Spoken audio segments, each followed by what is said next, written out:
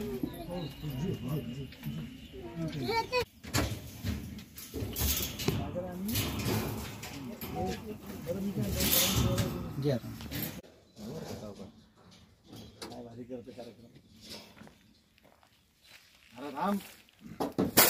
आप देख सकते हैं हम लोग आए अभी इसको रिलीज़ करने के लिए।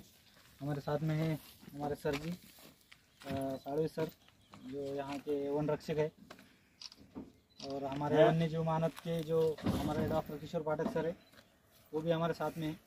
तो अभी हम लोग इसको रिलीज़ कर देते हैं, हमारे वीडियो के साथ बने रहे। सिमन्स कंपनीमध्ये आमचे सर्पमित्र नितेश जाधव यांनी हे पूर्ण वाढ झालेलं साळींदर रेस्क्यू केलेलं आहे। हे जखमी होतं, याने त्या कंपनीत सुद्धा बरंच नुकसान केलं, वायर वगैरे सोलून टाकल्या आणि कंपनी प्रशासन सगळं परेशान होतं। त्यांनी नितेश जाधवांना फोन केला, यांनी मोठ्या शितपीने त्याला पकडलंय आणि आता 2 दिवस त्याच्यावर उपचार करून त्याला खाऊ पिऊ घालून आता याला त्याच्या नैसर्गिक अधिवासामध्ये आम्ही सोडत आहोत सध्या। तर साळींदर जे आहे हा कृतकजन्य प्राणी आहे, हा शाकाहारी आहे। आपल्याला माहिती त्याच्या अंगावर काटे असतात आणि ते त्याचं शस्त्र आहे काटे जे आहेत।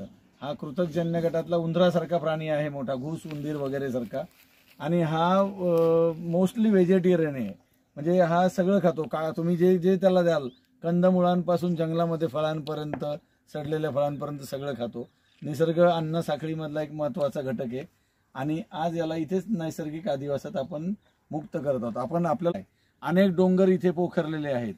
औरंगाबाद शहराची हिल इकॉलॉजी आपण घालवली आहे डोंगर पोखरून, आणि हे राक्षसी महामार्ग तयार केले।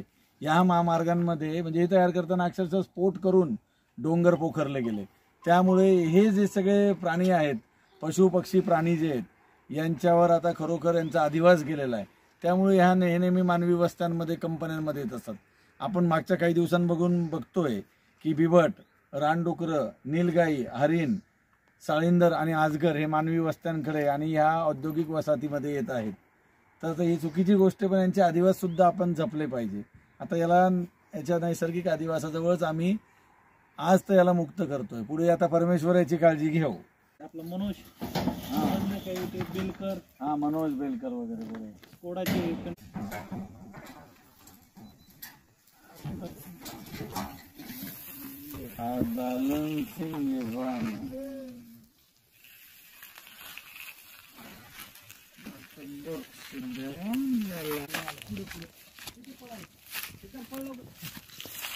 थांब थांब एक मिनिट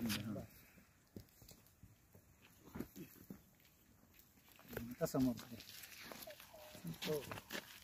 बरोबर त्याचा रस्ता शोधून घे।